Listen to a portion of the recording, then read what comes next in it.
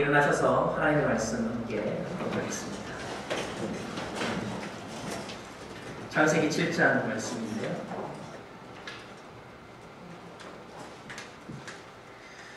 창세기 7장 11절에서부터 16절까지를 합독하겠습니다.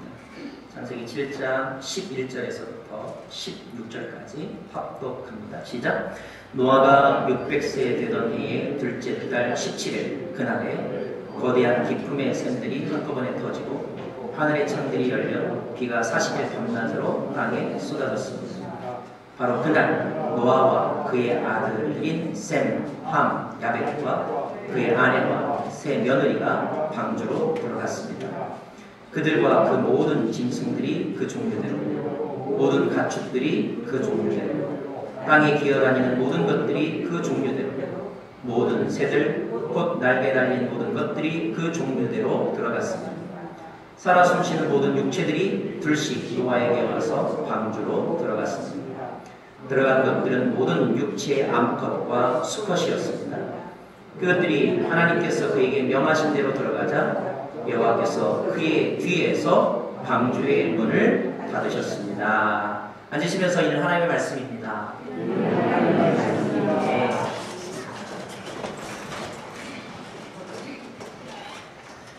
지질학을 연구하는 사람들에게 호기심이 있는 현상이 있는데, 예를 들면 이런 것입니다. 세계에서 제일 높다고 하는 알프스 또는 히말라야 산맥 같은 데에 보면 그 산맥, 산 깊은 산 속에 이른바 화석이라는 것이 발견이 되었는데, 근데 그 화석 중에 조개류, 물고기, 그리고 해조류와 같은 바닷속에서만 볼 수 있는 그런 생물들의 화석이 산꼭대기 정상에서 발견이 되었다는 거예요. 화석이라고 하는 것 자체가요, 이렇게 죽어서 썩어지는 것은 화석이 될 수 없습니다. 말하자면 어느 순간 갑작스럽게 말하자면 압축을 하고, 우리가 코팅이라는 거 하잖아요. 마치 코팅하듯이 갑작스럽게 어떤 힘이 이렇게 가해져서 그대로 고립된 상태로 있다 보면 그것이 이제 화석이 되는 거죠. 그러니까 어떤 갑작스러운 사건이 있었을 것이다. 또 하나는 어떤 데는 아주 높은 고지대에 이른바 호수가 있는데 어떤 호수는 예를 들면 터키 동부에 가면은 해발 1700m 되는 고지에 호수가 있는데 그 호수가 다량의 염분을 함유하고 있다는 거예요. 이란에도 가면 우르미아라고 하는 호수가 있는데 해발 1400m에 위치해 있습니다. 그런데 그 호수는 짠맛이 난다는 거예요. 염도가 23%가 넘는다고 합니다. 우리가 물을 담아놓고 햇볕을 쨍쨍 내리치면 소금기가 생기나? 절대 그런 일은 일어날 수 없다는 거예요. 자, 그렇다면 어떻게 육지 한가운데 호수가 있는데 그것이 짠물이 난다, 소금기가 있을까? 퀘스천이라는 것입니다. 또 지구의 표면을 보면 이렇게 지층이라고 그러죠.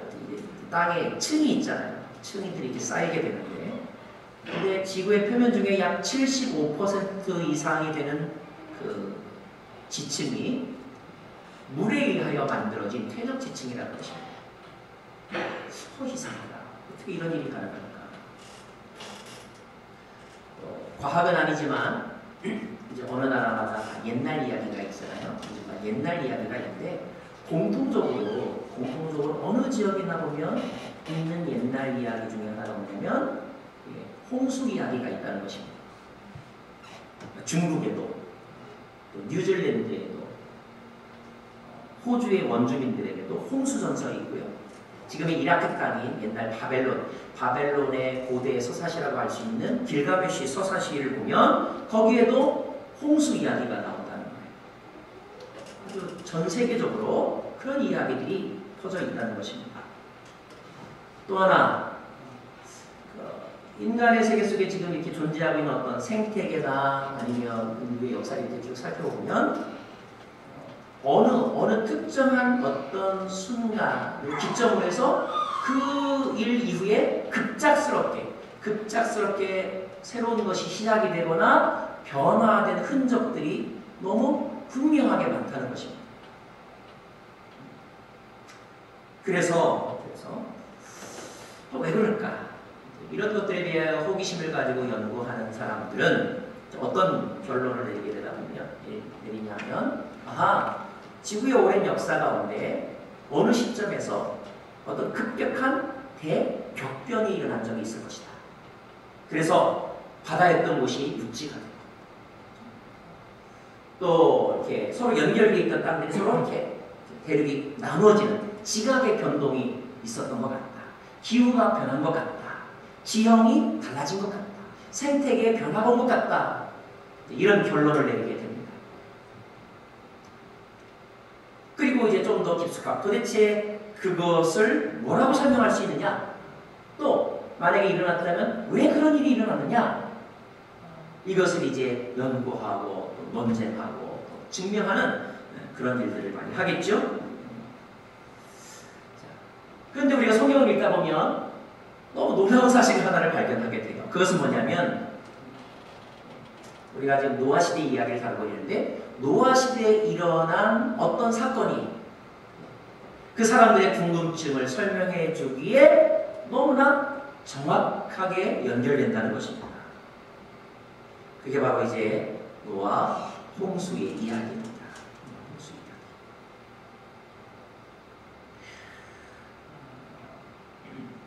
물론 우리가 여름철마다 한국에 살 때는 여름 집중 호우를 겪잖아요. 그죠? 물이 떠내려가기도 하고 물구경을 가기도 합니다. 또 가끔가다 1년에 한두 번씩 큰 태풍이 오잖아요. 그래서 이재민 돕기 성금도 낸 적이 있습니다. 어렸을 때 주일학교를 다녔기 때문에 제 마음속에 그런 걸 볼 때마다 이런 생각이 들더라고요. 아니 분명히 성경에 보면 이런 노아 홍수가 난 다음에 하나님이 다시는 이런 홍수를 내지 않겠다고 하면서 무지개를 보여주셨다는데 홍수가 왜 또 나는 거야? 거짓말이네? 이런 생각을 좀 해본 적이 있는데 여러분은 어떠셨는지 모르겠어요.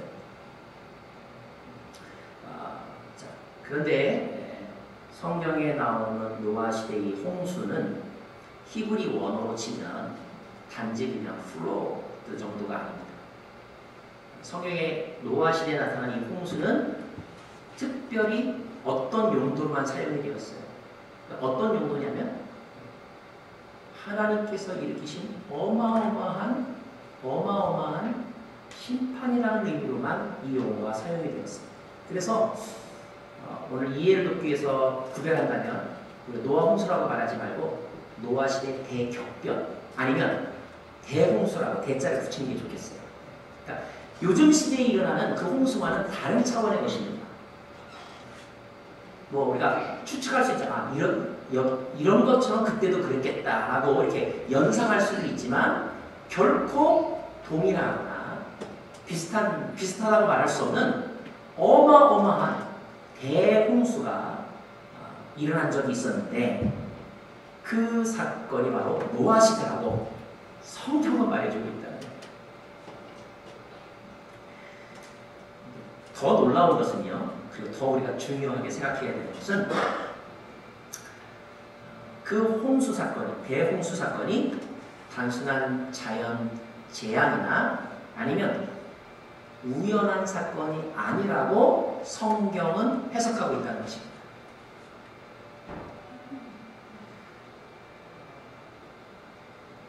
단지 기상이변에 의하여 지구온난화에 의해서 내려졌다. 과학자들은 그렇게 설명하고 말 것인데 성경은 그렇게만 설명하지 않는다는 거예요. 성경은 그 대사건이 누군가에 의하여 계획되어지고 조정되어지고 마무리되어진 사건이라고 말하고 있다는 것입니다. 연출되었다는 거예요.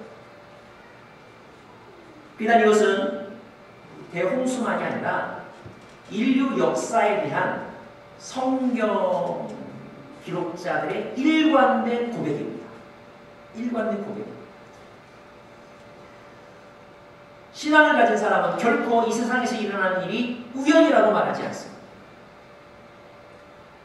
지금 옆자리에 앉은 것도 우리는 너무 다 일일이 생각하면 머리 아프기 때문에 생각을 안 하지만 곰곰이 생각하는 사람은 우리의 만남은 우연이 아니야. 이렇게 고백한다는 거예요. 원인이 있고 목적이 있고 과정이 있고 결과가 있다는 것이고 그것이 어떤 흐름 속에서 생성되고 마무리되어진다. 이것이 성경의 일관된 해석의 입장입니다. 그리고 저와 여러분은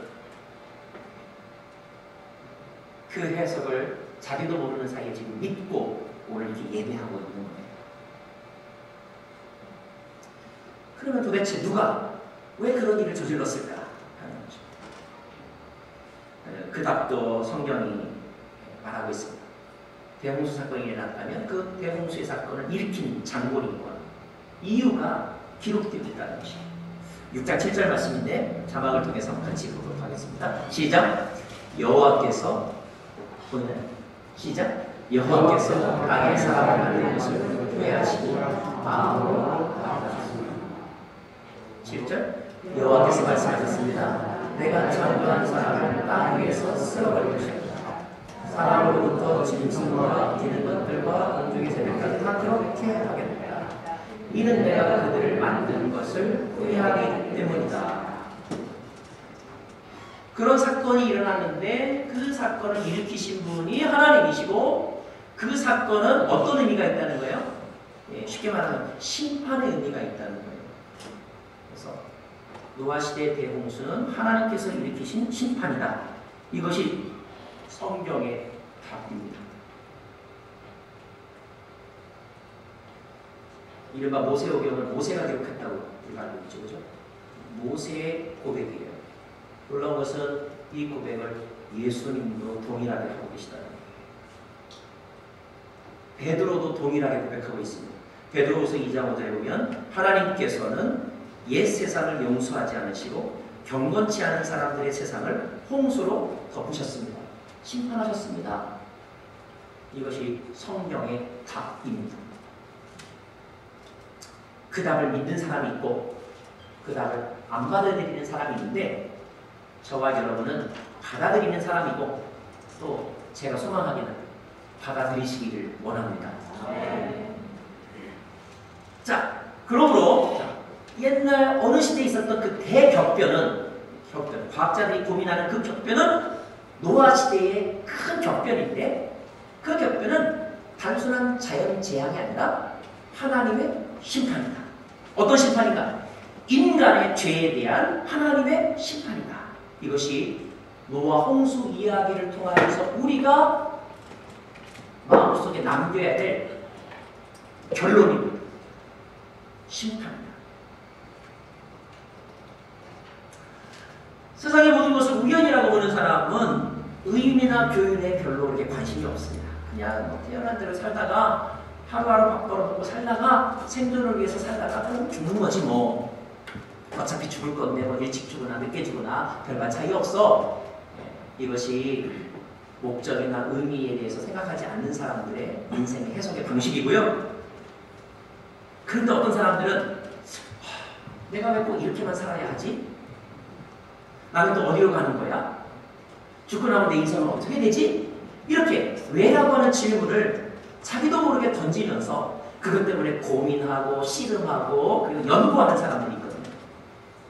근데 가만히 보면 동물들은 그런 고민 안 하더라고요. 사람만 고민하더라고요.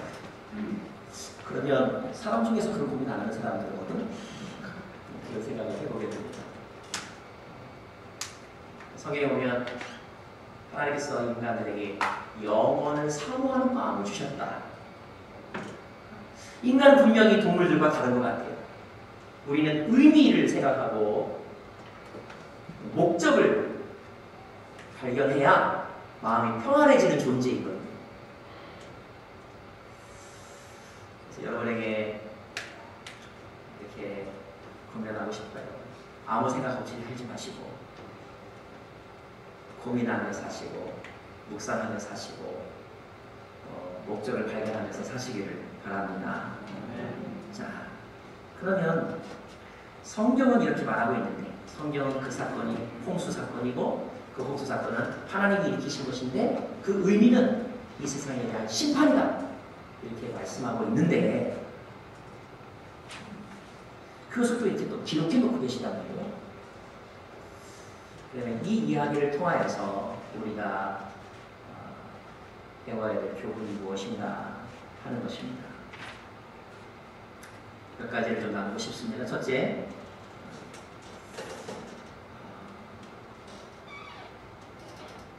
심판과 구원을 결정하는 분은 하나님이시다 라는 메시지입니다. 이 노아 홍수 이야기가, 동화와 같은 이 이야기가 동화만이 아닌 것은 이 이야기가 우리에게 주는 역사적 교훈이 있기 때문인데, 그 교훈은 모든 것의 시작과 끝을 하나님이 내주신다라는 사실을 가르쳐주는 이야기입니다. 어떤 사람들은 이렇게 해석하는 사람들이 있어요. 하나님이 세상을 창조하시긴 하셨는데 창조하시고 나서는 인간에게 맡기시고 하나님 그때부터 간섭하지 않으신다. 인간들의 어떤 자연적인 어떤 물에 의해서 역사가 발전하도록 내버려 두셨다. 또 자연들이 서로 어떤 무슨 충돌이나 어떤 원리에 의해서 자동적으로 이렇게 변화와 어떤 사건들을 겪으면서 지나가도록 두셨다. 이런 입장을 좀 어려운 말로 이신론이라고 말합니다. 나이즘이라고 합니다. 나이즘. 그러나 성령을 우리가 깊이 묵상하는 사람들은 거기에 동의하지 않습니다. 마치 여러분, 부모가 자녀를 낳았는데 자녀를 놓자마자 딱 갖다 내버리고 네가 알아서 살아, 죽든지 살든지 그건 네 몫이지 뭐. 자, 이러는 부모가 있다면 우리가 그 부모를 진정한 부모라고 말할 수 있을까요? 또는 좋은 부모라고 말할 수 있을까요? 그렇지 않잖아요. 그가 진정한 훌륭한 부모라면 낳았을 뿐만 아니라, 그렇죠? 어느 시기까지는 그를 너처링 해야 되죠. 보호해줘야 되죠. 어느 시기가 되면 가르쳐야 되죠. 또 어느 시기가 되면 이제 코칭을 해야 되죠.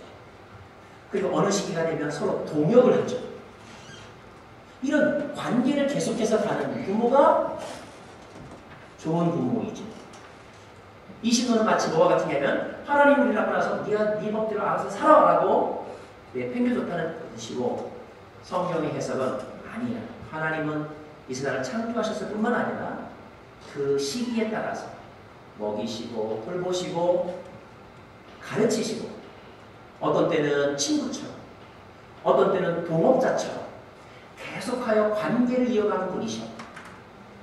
동행하는 분이셔. 이것이 성경의 답변입니다. 저는 그 하나님이 오늘 저와 여러분에게 계속하여 지켜보시고 때로는 간섭하기도 하시고 또 도와주기도 하는 분이심을 믿기를 원합니다. 그러면서 물론 우리가 나이가 들어가고 인간의 어떤 이성과 능력이 발달하면 발달할수록 우리에게 자유의 영역을 더 많이 주시고, 이제 처음에는 스승의 입장에서 이제는 친구로, 또는 친구에서 아니면 서포터의 입장으로 이렇게 역할을 바꿔가긴 하시지만, 그러나 부정할 수 없는 분명한 한 가지는 가장 결정적일 때는, 가장 결정적인 일은 누가 정하신다는 거예요? 하나님인 그분이 정하신다는 거예요.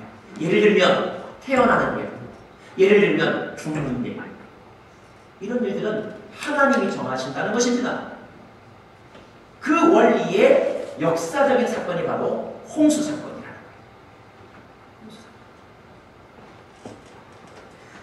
우리가 이미 살펴보았지만 창세기 6장 7장을 보면 이 세상을 창조하시고 그 인간들을 바라보시는 하나님을 느낄 수 있습니다. 바라보시면서 어떤 때는 막 안타까워하시는 하나님을 볼 수가 있어요.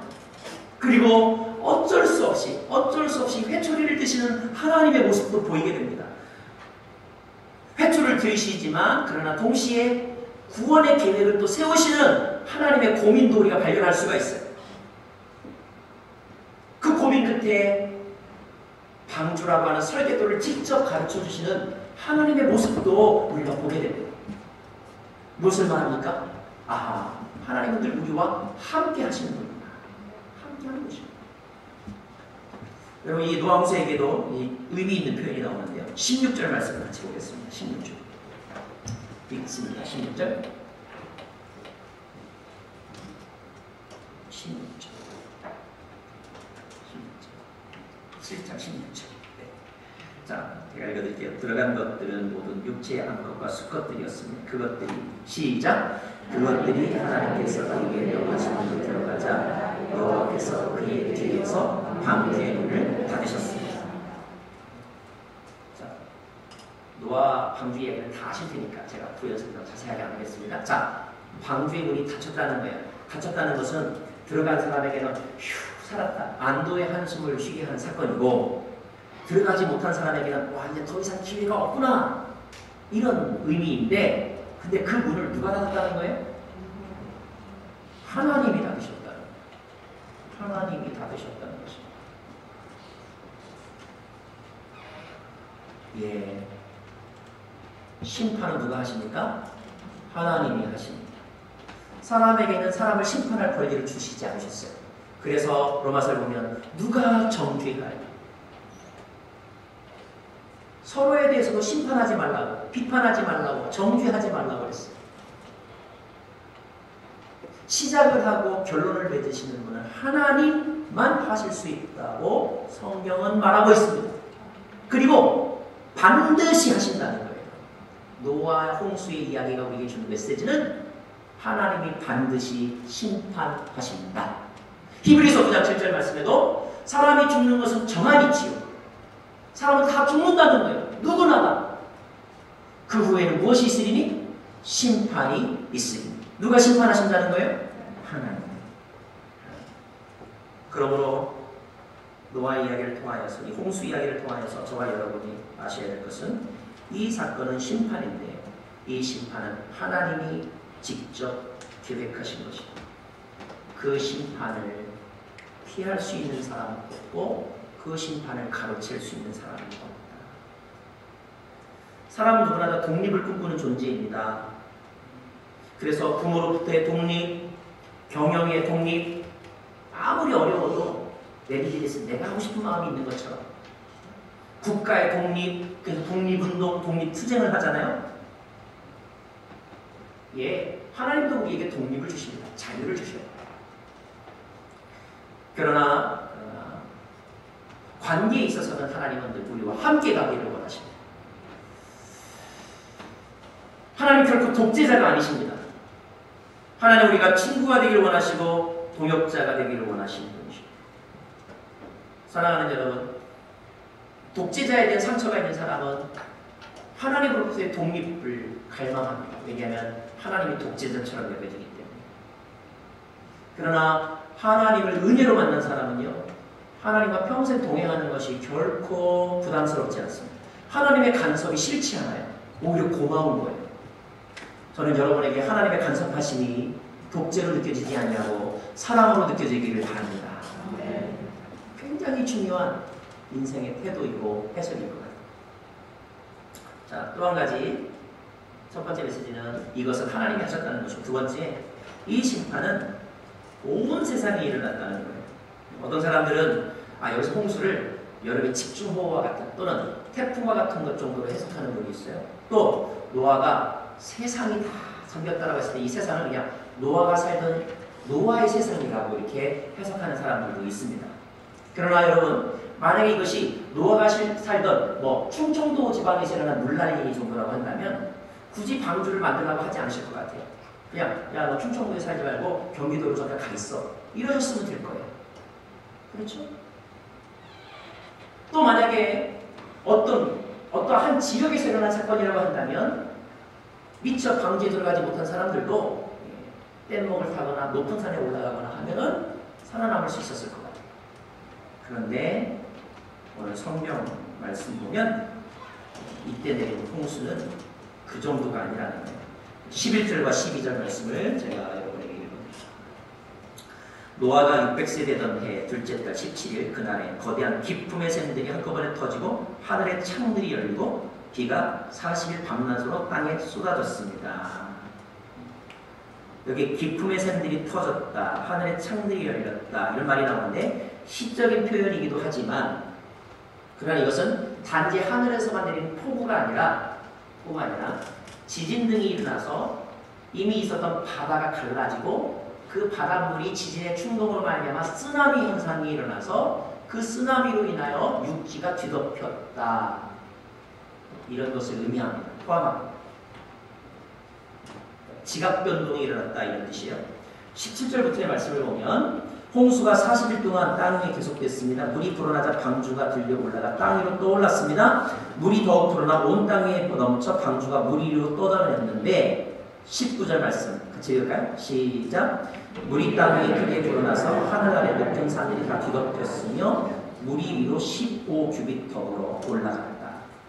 성경에 아라라산이 나오는데 아라라산은 지금의 높이를 치면 5100m입니다. 근데 5100m의 산을 다 덮었다. 성경은 그런 뜻이에요.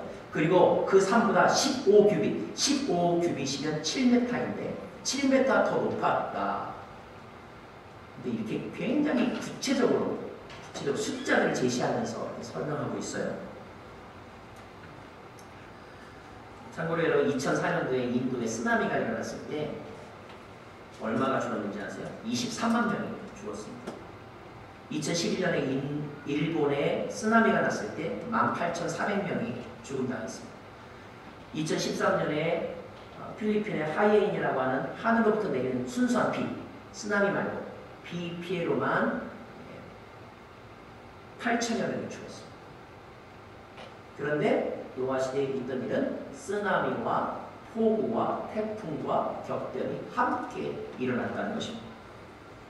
그리고 오늘 읽은 말씀에 제일 많이 반복되어 나오는 표현이 있는데 그것은 뭐냐면 모든이라는 단어예요. 모든. 자, 이 기록이 우리에게 남겨주는 메시지가 뭘까요? 그러면? 예, 심판의 사건은 누구에게나 예외가 없다는 것입니다. 인간들은 조금 교만해지기 시작하면 어떤 생각을 하냐면 다른 사람 기만해도 나는 안 망해. 그러니까 사실 또 개혁을 하는 거죠. 또 다 죽어도 나는 살아날 수 있어. 그러니까 또 우리는 많은 돈을 들여서 또 어려운 병이지만 또 수술을 받고 병원에 들어가는 것입니다. 희망이기도 하죠. 희망. 그러나 이것이 단순히 희망이 아니라 희망과 교만의 차이점, 백지 한 장 차이가 있잖아요.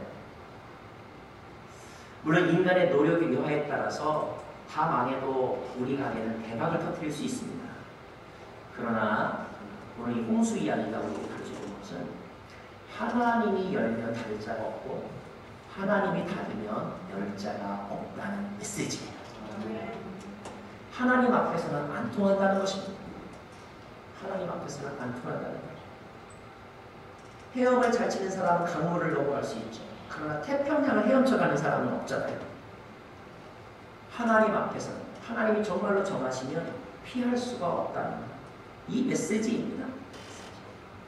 더 중요한 것은 이런 심판이 반드시 올 것인데 이것이 어떤 사람에게는 도적과 같이 온다는 거예요. 어떤 사람에게는 도적과 같이 온다. 놀랍게도 노아 시대와 같은 그런 심판이 홍수가 아니라 그런 심판이 앞으로도 더 있을 것입니다. 그 심판이 노아 때와 똑같이 온다고 누가 말씀하셨는가? 예수님이 말씀하셨다는 것입니다. 누가복음 17장 26절과 27절 말씀을 같이 보겠습니다. 누가복음 17장 26절 시작. 인자의 때는 노아의 때와 같을 것이다. 노아가 방주 안으로 들어가던 날까지 사람들은 먹고 마시고 장가가고 시집가고 했다. 그리고 홍수가 일어나 그들을 모두가 쓸어가버렸다. 인자의 올 때, 하나님의 나라가 올 때도 이와 같을 것이다. 예수님 하신 말씀입니다. 사도 바울도 데살로니가에서 똑같은 말을 합니다. 도적과 같이 올 것이다. 사도 요한도 계시록에서 그날이 도적과 같이 올 것이다 말합니다. 베드로도 베드로후서 3장 10절에서부터의 말씀 같이 보기로 원하는데요. 동일한 메시지를 합니다. 3장 10절 제가 먼저 읽겠습니다. 그러나 주의 날이 도둑같이 올 것입니다. 그때 하늘은 큰 소리를 내며 떠나가고 그 구성 물질들은 불에 타 해체되며 땅과 그 안에 있는 모든 것이 드러날 것입니다. 11절 이 모든 것이 이렇게 해체된 것이 여러분은 어떤 사람이 되어야 하겠습니까? 예, 여기까지요. 그런 날이 반드시 오게 될 것인데 도적과 같이 오게 될 것이고 누구에게나 오게 될 것이라는 것입니다. 역사를 배우는 이유는 역사만을 위해서 배우는 게 아니고요. 우리의 미래를 대비하기 위해서 역사를 배우는 것입니다. 우리가 오늘 홍수의 이야기를 듣는 것은 그것이 재밌어서 스릴이 있어서 배우는 것이 아니고 우리의 미래를 준비하기 위해서 배우는 것입니다. 그러므로 기억하십시오. 심판이 올 것입니다. 기억하십시오. 어떤 사람에게는 그것이 도적같이 올 것입니다. 기억하십시오. 어떤 사람은 그것을 준비하는 사람이 있을 것입니다. 노아는 말하자면 준비된 자였죠. 그래서 구원 얻은 사람이었습니다. 저는 이제 마지막으로 그 방주와 홍수 이야기를 통하여서 하나님이 우리에게 원하신 것이 이것이구나. 우리도 그것을 준비해야지, 배워야지 하는 것들 몇 가지를 좀 나누고 싶습니다. 자, 뭘까요? 먼저 한 가지. 자, 하나님께서 방주에 사람도 태우고 짐승도 태우라고 했는데 짐승을 태우라고 말씀하신 중에 어떤 표현이 나오냐면 정결한 짐승은 7쌍씩 태우라는 표현이 나옵니다. 정결한 짐승은 7쌍씩. 우리가 그런 얘기하죠. 야, 너 아니 무인도에 가서 산다면 딱 3가지만 가지고 갈 수 있다면 너 뭐뭐 가지고 갈래? 진지하게 물으면 이제 그때부터 심각해집니다. 누구를 데리고 갈까? 우선순위를 알 수 있는 거죠. 자, 7일 동안에 지금 모든 생물을 태워야 되니까 지금 시간도 없고 바쁩니다. 바쁜데 그 바쁜 와중에 하나님께서 뭐라고 말씀하시냐면 정결한 짐승이라는 단어를 가르쳐 주면서 그 짐승들은 7쌍씩 다른 것들과는 달리 7쌍씩 태우라는 거예요. 바쁠 때는요 그런 부탁하면 막 짜증날 것 같아요. 이제 정신없어요 지금. 그런데도 불구하고 정결한 짐승 7쌍씩을 말하셨다고 한다면 그것에 대해서 굉장히 중요하게 여기신다는 거예요.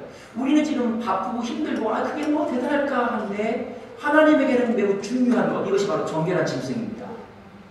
그러면 이 정결한 짐승의 용도는 무엇일까요? 여러분, 우리가 잘 아는 말대로 노아 방주에 태운 사람들은 이제 새로운 출발, 종족의 번식을 위해서 그래서 남겨둔 사람이고 짐승들이거든요. 그래서 한 쌍씩이면 됩니다. 그런데 왜 어떤 짐승은 구별하여 7쌍씩을 해야 되는가? 용도가 무엇인가? 그 용도는 여러분 종족 보존이 아니었어요. 왜였는지 아세요? 정결한 짐승은 희생과 감사의 제물 용도였습니다. 세상에 아니 그게 뭐가 급하다고요? 우리는 그렇게 생각하면서 바쁘면 예배 안 하고 힘들면 교회 안 나가고 좀 어려우면 봉사 안 하고 헌금 안 하고 지금 바빠 죽겠는데 지금 내 목숨이 경각에 붙어 있는데 그런데 하나님은 목숨이 경각에 붙어 있는 그 순간에 뭐라고 말씀하시냐면 나를 위하여 제사를 정결한 짐승을 챙겨라.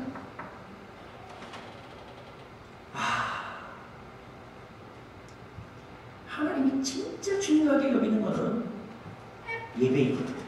하나님과의 관계이구나. 여러분 우리가 홍수 얘기에서 배워야 될 중요한 메시지입니다.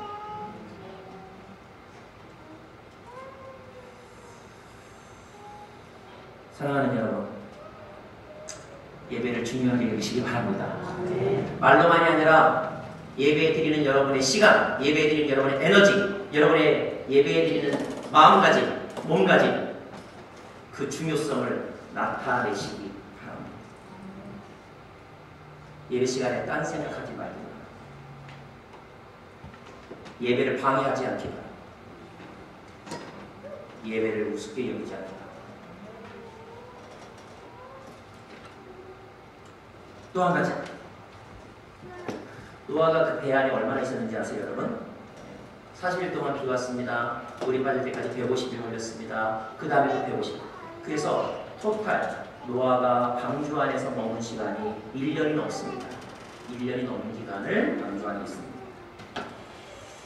방주에는 문이 2개가 있습니다. 출입문이 하나가 있고 창문이 하나가 있습니다. 잘 아는 말대로 출입문은 노아 식구가 타자 하나님이 닫으셨다고 했습니다. 유일하게 남은 문은 이제 창문인데 창문이 어디에 있느냐? 이게 옆에 있지 않았습니다. 성경의 설계들을 보면 창문은 위에 있었습니다. 깜깜한 그 뱃속에서 유일하게 뚫려 있는 곳은 하늘이었어요. 아마 노아는 거의 매일매일 거기를 바라보지 않았을까 싶습니다. 비가 오늘도 오나 또 오네. 어떤 사람도 너무 밀폐된 공간에 오래 있으면 폐쇄 공포증이 생기거나 공황장애가 생기기도 하는데, 노아에게서 유일하게 내다볼 수 있는 창문은 놀랍게도 그 방향이 하늘로 되어 있는데, 여기서 하늘이 의미하는 바는 뭐겠어요? 하나님이겠죠. 그 창문을 바라보면서 기다릴 것입니다. 그리고 그 창문을 바라보면서 하나님과 대화했을 거예요. 그리고 그 창문을 바라보면서 소망을 가졌을 것입니다. 어떤 목사님이 이렇게 설명하시더라고요.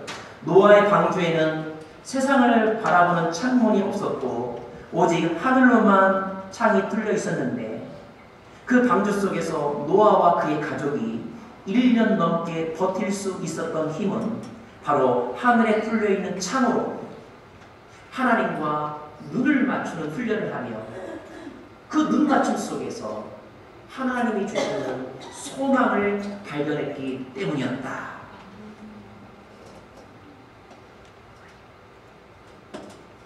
하나님이 정말로 원하시는 것은 무엇일까요? 하나님은 하나님과 여러분이 눈 맞추며 살기를 원하십니다.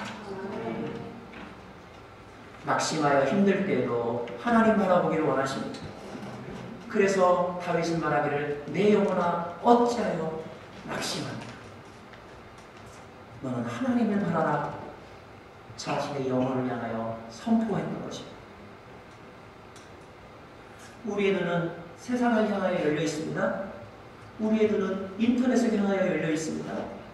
그러나 우리의 눈이 열려 있어야 될 곳은 컴퓨터, 인터넷이 아니라 하늘을 향하여, 성경 말씀을 향하여 열려 있어야 합니다. 그랬더니 어떤 분이 컴퓨터로 성경 보는데요, 그러시더라고요. 또 한 가지, 이 방주를 보면 방주에는 동력이 없습니다. 이른바 모터가 없어요. 돛도 없습니다. 노도 없어요. 그냥 네모 모양의 큰 상자와 같습니다. 물결 치는 대로, 바람 부는 대로 떠다니는 것이죠. 어떤 의미가 있을까요? 그 방주에 탄 순간 하나님 문을 닫으셨습니다. 이제 이 배는 갈 바를 알지 못하는 거예요. 물결 치는 대로 흔들립니다. 그 방향을 정한다면 노아가 정하는 게 아니에요. 하나님이 정합니다. 하나님이 정하시는 거예요. 그런데 온전히 우리의 삶의 모든 것을 그분께 맡긴 채 어디로 흘러갈지 몰라도 창문을 통하여 하나님과의 관계 속에서의 은혜와 그리고 하나님 관계 속에서의 평강을 누리며 살아간다면 그곳이 구원의 방도가 된다는 것입니다.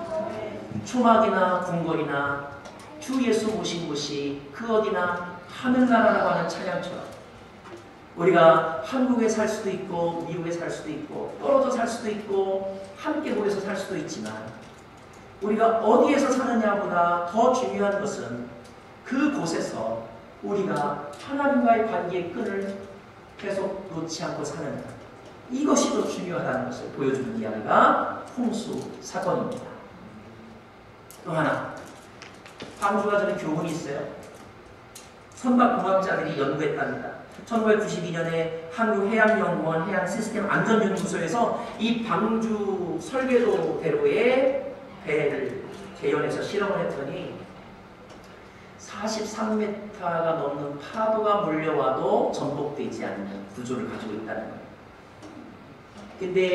그런데 이 지상에서 이 바닷가에서 일어나는 우리 보통 파도가 40m가 넘는 파도가 거의 없다는 것입니다. 다시 말하면 안전하다는 거예요. 그러면서 내린 결론이 이 배는 참 어떻게 그 시대에 그런 공학을 알았는지 너무나 정말 퍼펙트하다는 것입니다. 퍼펙트하다는 거예요. 자, 이 퍼펙트한 방주의 설계도를 성경은 누가 주었다고 말씀하고 있습니까? 하나님이 하셨다는 거예요. 다시 말하면 방주는 하나님이 계획하여 우리에게 주시는 구원의 통로라는 것입니다. 방주에 타지 않은 사람들이 어느 정도까지 높은 산에 올라가서 피했을 거예요. 아니면 뗏목을 붙잡고 버텼을 것입니다. 그러나 40일 넘을 수가 없었고 150일 넘을 수가 없었고 1년을 넘을 수가 없었고 다 죽었어요. 오직 유일하게 하나님이 설계하신, 하나님이 디자인하신 그 방주에 탄 사람만이 마지막에 살아남았는데 바로 이 시대에 하나님께서 설계하신 유일한 방주가 예수 그리스도시라는 것입니다. 사도행전 말씀에 이르기를 다른 이로서는 구원을 얻을 수 없나니 천하인간의 구원 얻을 만한 다른 이름을 주신 적이 없느니라. 예수님이 우리의 유일한 구원이 되시는 이유는 그분의 삶이 완전해서? 아니요. 더 정확하게 말하면 하나님이 예수밖에는 구원이 없다고 정하셨기 때문에 예수 이외에는 구원의 길이 없는 것입니다. 철학이나 다른 종교나 우리의 선행이 우리의 삶을 더 성숙하게 하고 인간적으로 누릴 수 있는 평화와 안식을 어느 정도까지 보존해 줄 수 있을지는 몰라도, 그러나 하나님이 일하시는 그 거대한 심판 속에서 하나님이 정하신 방법으로의 구원, 바로 그 십자가와 예수 위에는 어떤 구원의 길도 존재하지 않는다. 물론 하나님의 마음이 바뀌셔서, 어느 순간 바뀌셔서 이제 내가 예수 위에 다른 길로의 구원을 너희에게 보낼게 라고 하신다면 모르겠지만, 그러나 아직까지 그리고 성경은 그런 힌트나 기록을 주신 적이 없습니다. 그러므로 저와 여러분이 살기를 원한다면 하나님이 정해주신 방주인 그분, 그 십자가 붙잡아야 합니다. 물론 모든 인간들은 막연하게 그래 인간의 종말을 볼 거야, 심판이 있을 거야, 막연하게, 그래서 그 심판에 대한 우리의 대비도 막연합니다. 그러나 오늘 성경 말씀을 읽으면 우리가 깨달아야 할 것은 막연한 심판이 아니라 확실한 심판이고, 막연한 준비가 아니라 구체적인 준비가 있어야 되는구나. 아니 죽기 살기 아니라 붙잡아야 되는구나. 마지막 날에 여러분 한번 상상해 보십시오. 비가 엄청 와서 죽을 수밖에 없다는 것을 깨닫게 되는 순간 그 사람들이 방주에 들어가려고 얼마나 아우성을 쳤겠는가. 여러분, 그렇게 죽기 살기로 붙잡아야 되는 분이 예수님이고, 그렇게 죽기 살기로 모든 목숨 바쳐서 닮아가고 은혜를 사모하고 믿어야 되는 분이 지금 여러분이 믿는다고 말하는 그 예수, 그 교회임을 오늘 새롭게 하시기를 바랍니다. 어정쩡하게 믿지 말고, 대충 믿지 말고, 막연하게 믿지 말고, 정신 차리고 믿어야 되고, 바르게 믿어야 되고, 죽기를 다보고 믿어야 될 그분, 붙잡아야 될 그분, 그분이 바로 예수 그리스도이십니다.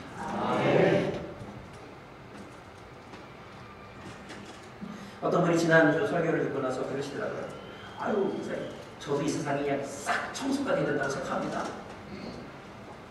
그러면서 더 감동적인 말, 그러다 이런 말을 하셨어요. 저를 포함해서 저도 싹 죽어야 되고요. 다 죽어야 됩니다. 새 판을 짜야 됩니다. 그렇게 말씀하시더라고요. 저는 그 소리가 우리의 영혼이 갈망하는 소리가 이렇게 들려왔습니다. 우리 스스로는 알고 있어요. 야, 진짜 나 이렇게 살면 안 돼. 우리 스스로 느껴요. 야, 이 세상이 이러다가 진짜 망한다. 세상이 도대체 얼마나 거야. 근데 자기 자신이 그 세상을 변화시킬 능력이 없어. 그러니까 우리 하나님, 야, 너 누군가 싹 청소해야 돼. 나도 알고, 나도 형편없어. 세상이 변화하면 나부터 죽어야 돼. 아마 그런 의미로 하신 말씀일 거라고 제가 해석이 됐어요. 자, 정말 그렇다면 여러분 어떻게 해야 될까요? 우리는 노아처럼, 그리고 하나님이 노아에게 원하셨던 것처럼 정결한 짐승을 따로 챙기는 예배의 영성을 회복해야 합니다. 하늘의 창문을 바라보면서 하나님의 영광에 집중하는 경건의 훈련과 경건의 능력을 갖추어야 하고요. 하나님과 동행하면서 하나님과 공감하면서 하나님의 의로우심을 사모하고 닮아가는 삶을 위해서 대충 해야 합니다. 막연하게가 아니라 시간 남은 명이 아니라 죽기 살기로 매달려야 할 줄로 믿습니다. 네. 기도하겠습니다.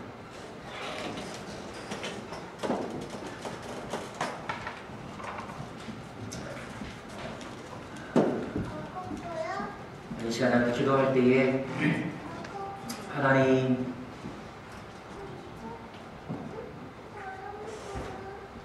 반드시 주님의 정한 날이 올 것인데 그날에 내가 살아남은 자가 되게 하옵소서. 정결한 짐승을 챙기는 인생 되게 하여 주십시오. 하늘을 향하여 창문을 열고 바라보는 인생 되게 하여 주십시오. 방주 이외에는 다른 구원이 없다는 것을 선포하고, 그리고 할 수 있는 대로 더 많은 사람들이 그 방주의 타기를 위해서 통로가 되는 그런 인생이 되게 하여 주십시오. 너무나 불감증에 빠져서, 너무 익숙함에 젖어서 그저 그냥 뜨겁지도 않고 차갑지도 않은 그런 신앙인으로 살아왔던 우리 자신을 깨트리는 그런 기도가 이 시간에 드려지기를 원합니다. 같이 기도하겠습니다.